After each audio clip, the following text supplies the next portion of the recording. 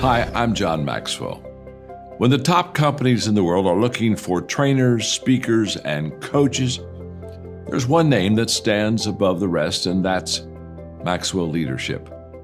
Our certified team members have gotten proven results for companies all over the globe, and our reputation, I'm proud to say, is second to none.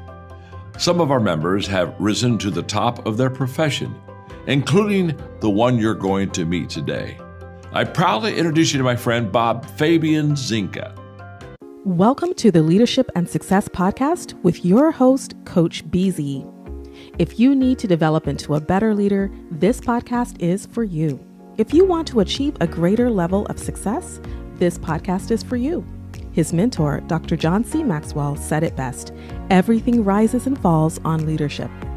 We hope to inspire you today and provide you with an insight that has the potential to positively impact the trajectory of your life. Welcome to the Leadership and Success Podcast.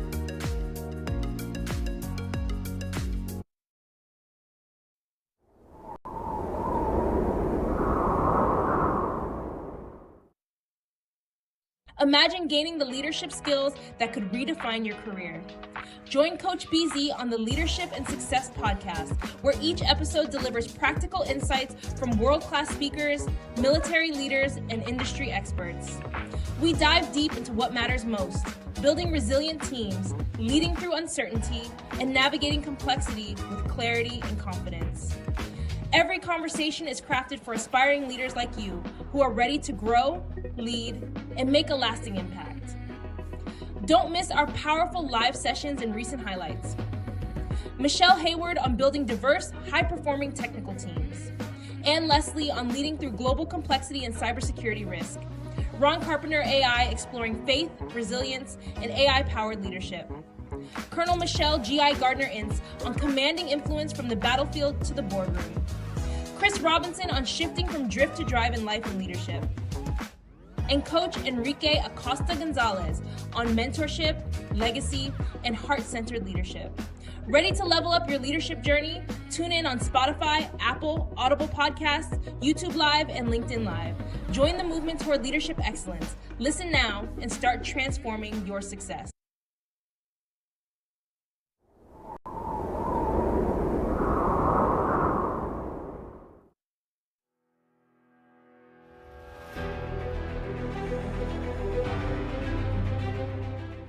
Leadership isn't just about climbing the ladder.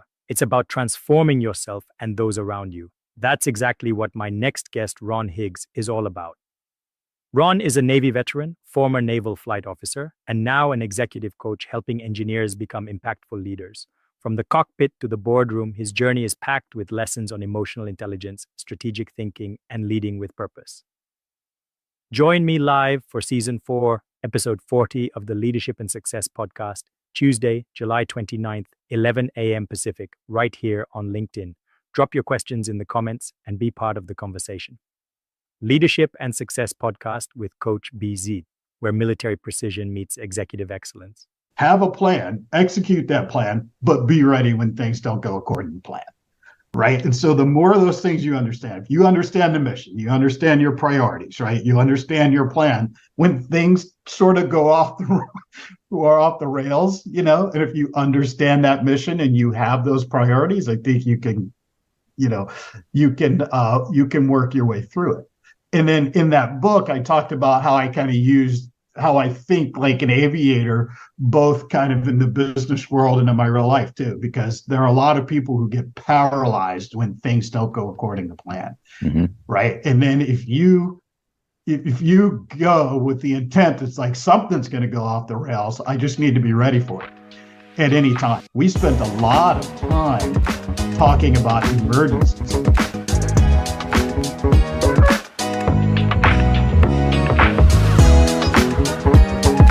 Success, because if I understand correctly, you went through the Naval Academy and you retired as a lieutenant commander, which is pretty awesome. And then you got into the civilian work, and now you have your own consulting firm. What do you think makes you so successful?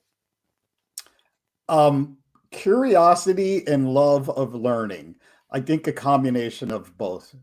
as someone who's 17 years old, boom, right, the Naval Academy prep school, Naval Academy, and then a career in the military. I mean, I was 41 years old before I had a job in corporate America.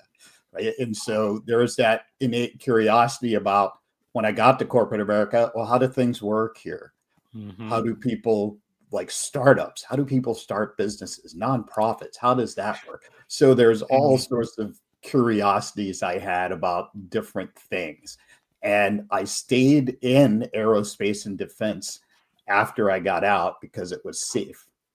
And then I got to the point, it's like if I stay here much longer, I'll be too old to really go anyplace else and do anything else. So I'm going to just leave. And why? In terms of leadership, every human being is motivated by different things. You have no idea what motivates that person until you actually create a relationship with them. Right. So that again is learning how to create relationships. And I think the key is genuine curiosity about other human beings.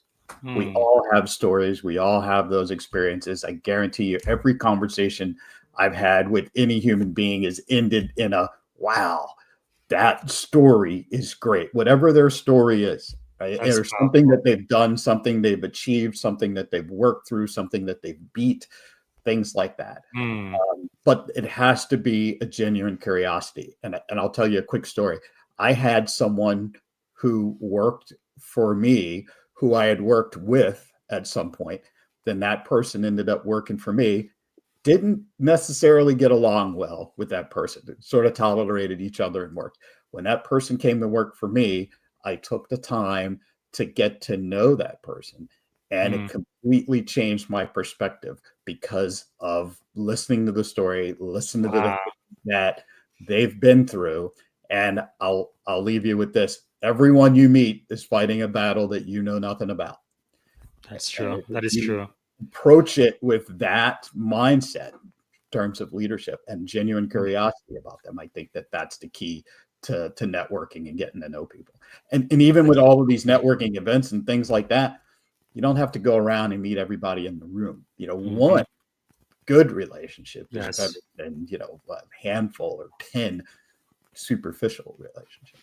That's powerful because that could definitely change your life, or an amazing opportunity could come out of it. But yeah, when you talk about really truly caring, everybody has met, the boss who's like, "Hey, how are you doing? How was your weekend? Okay, whatever. Go back to work." I mean, it's like they don't care about what Right. you say. You could have even almost died on the weekend. They absolutely don't care. You are here. You have to work. This is what we need to do. But then you see those uncommon leaders, like in my Navy experience, quite a few of them, especially the women who led me, where they really, really, truly care about you, and they make you want to go like 110%. I know. Yeah.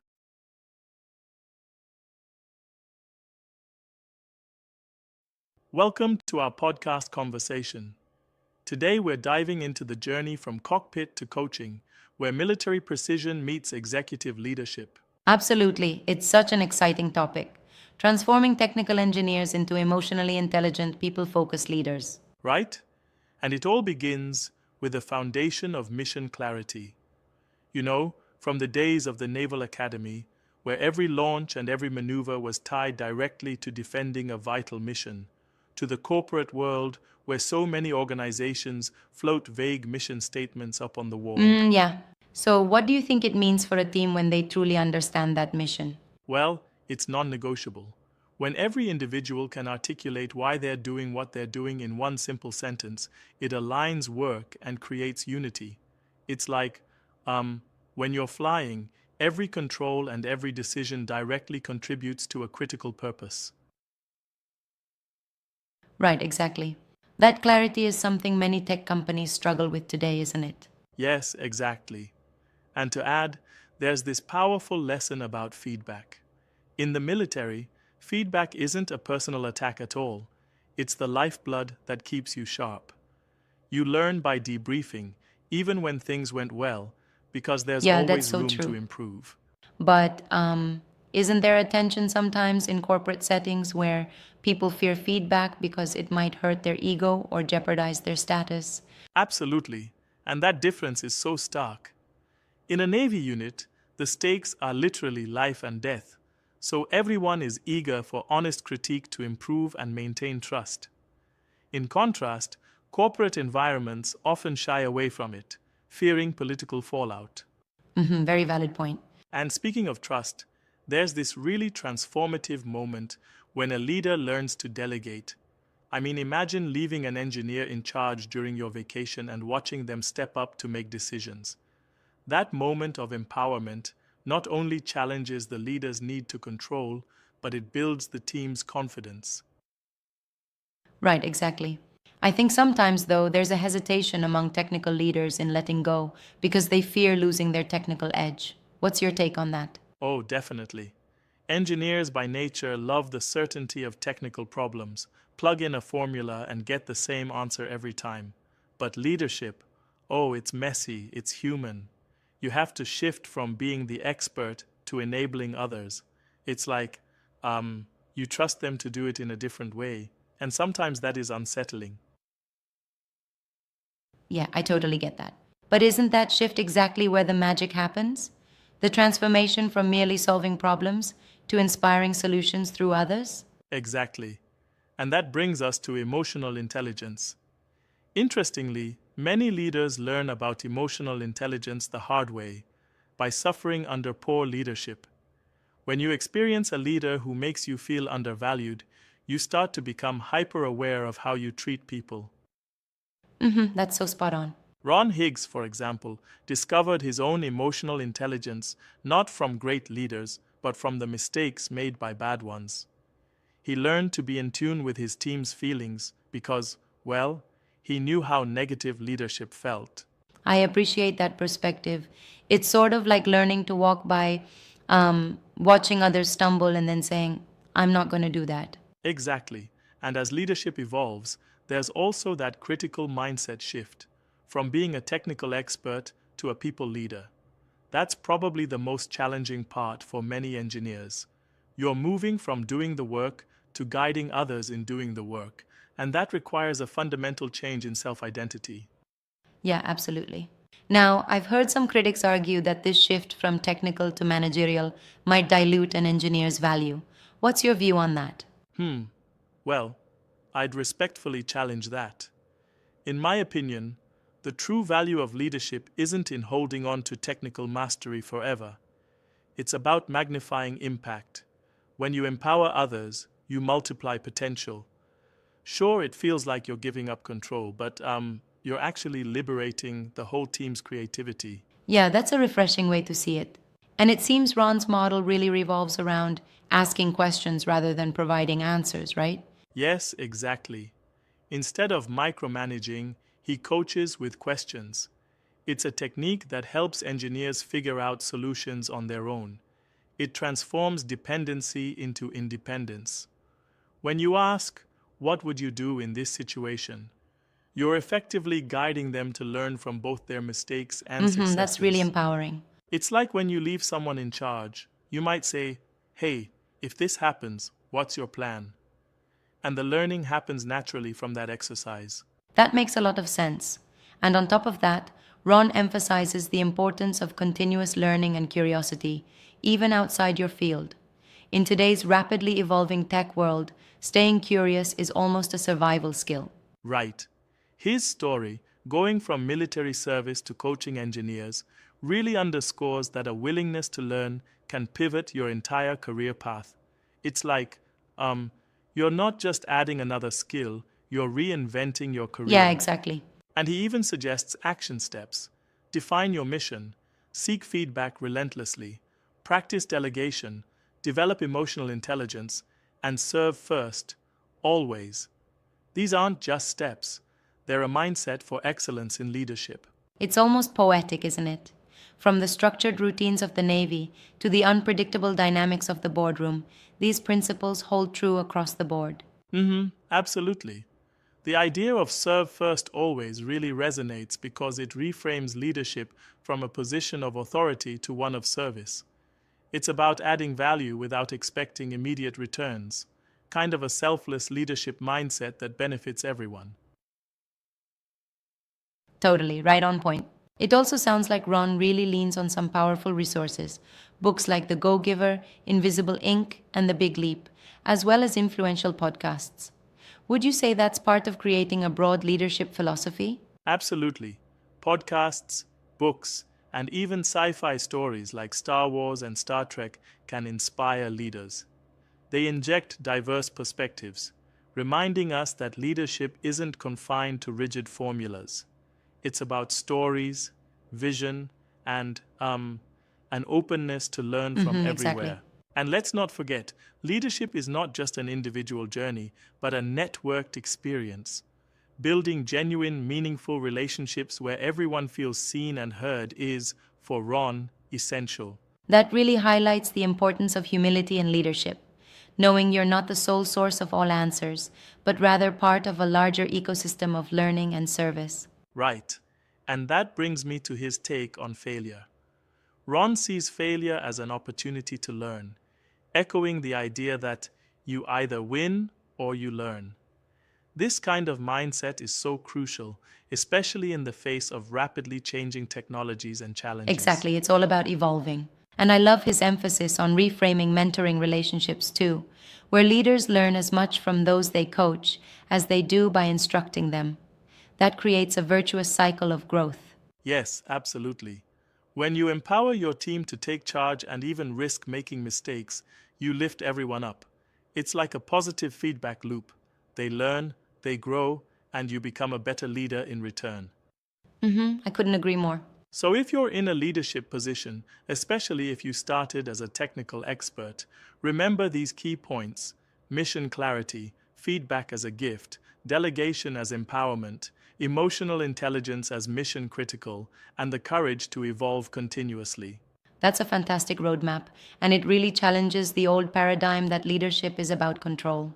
Instead, it's about trust and an open minded willingness to learn from every interaction. Exactly. It's exciting, transforming yourself from within and helping others to step into their glory. And when you think about it, leadership isn't just climbing a ladder, it's redefining success to mean developing great people along the way. Yeah, absolutely.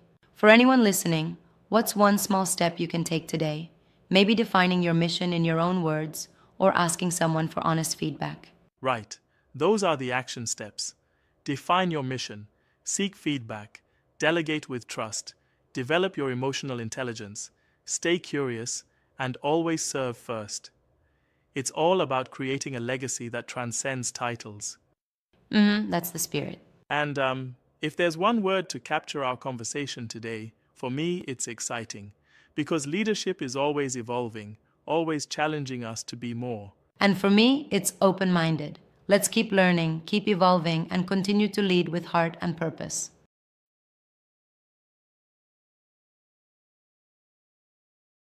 You're not going to like my answer, or maybe not, right? Honestly, if I had that kind of power, I would not waste my time with anybody that's considered famous, right? Okay. You know what I mean? I would go with my dad and my two grandfathers, right? Oh, powerful. And have all of us be the same age, like 30 years old. Mm. Or something like that, right? Because that's what I care about, and those are the people that I want to talk to, right? That's Because powerful. you've never been able to talk to your elders as equals, right? I would Wow. love to my 30-year-old self to talk to my grandfather's 30-year-old self and my father's Mm. 30-year-old self, right? So those Wow. things I have never considered. When people ask me that, I'm like, there's just I haven't That's considered. powerful. I don't want to talk to Napoleon. I don't want to talk to Yes. Ben Franklin. I want to talk to my grandfather. I want to talk to my father, my Wow. great grandfather, maybe, right? Or someone else, right? And Yes. maybe someone in my ancestry that was a slave, and to let Mm. them see where I am now, Wow. and what their future looks like. So, Wow. so That is again, different answer than you probably expected, but no, that's no. that. That is very, very, very powerful. I really appreciate that because I can tell you, you are definitely the wildest dream of your slave ancestors, if only they knew. But it's just because I was really lucky. I did talk to my father quite a lot before he passed away. Actually, he gave me part of our genealogical tree, and which I am working on. We Yeah. started with like 12 people, and I have more than 200 people, and I'm still building this kind of part of his legacy. And not me being originally from Africa. In Africa, we say when an old person dies, like an entire library that dies, because unfortunately we didn't have the written history like we do in the Western world. Most of our history. How you do executive coaching? What pattern do you consistently see with technical professionals, those engineers that hold them back, right, from stepping into the C-suite, of becoming more of a leader than a hands-on expert operator? I think with engineers, importantly, uncertainty is a big thing. And I think it goes with everyone. There's this big fear of uncertainty. I want to be certain about the outcome. I want to be certain about this. And so as engineers, and I'm an engineer, and as engineers, we work on things, everything's very logical. You know, you plug a formula in a mathematical formula or anything, and you get the same answer. You program a machine to do something and the output is predictable. It's the same every time. Well, human beings don't work that way, right? And most of your interactions are with human beings. So what I find is that they're engineers. A lot of our egos and well-being and everything else is wrapped up in our technical expertise and our skill.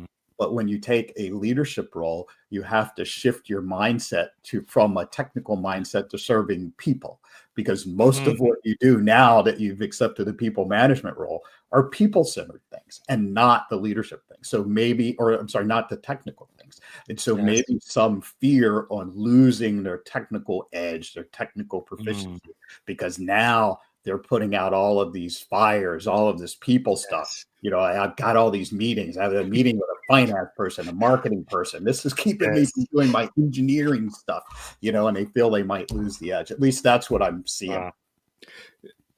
That is right on point. Actually, it was something I really had to learn myself, because when you are an individual contributor and you are very good at what you do, usually that's how they select you to then become a manager, a leader, a director, or whatever.